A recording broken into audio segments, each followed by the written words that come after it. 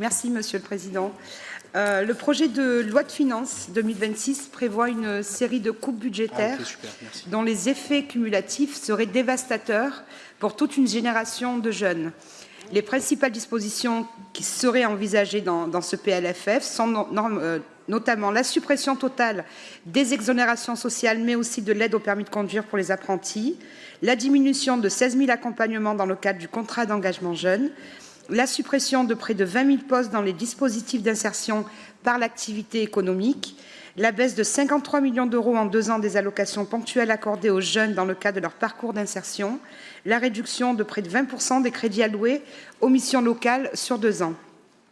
À ces coupes s'ajoute une baisse de près de 4,8 milliards d'euros des crédits destinés aux collectivités locales, lesquelles risquent demain de solliciter davantage les missions locales pour répondre aux besoins des jeunes sur leur territoire.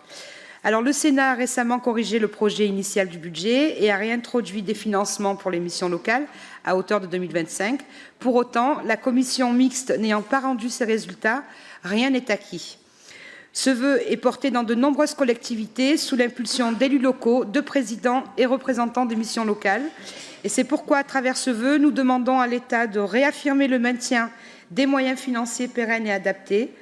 de réévaluer en profondeur les moyens accordés aux missions locales et plus largement aux dispositifs d'insertion et d'accompagnement des jeunes dans le cadre du PLF 2026, d'alerter sur les conséquences qu'entraîneraient les réductions budgétaires prévues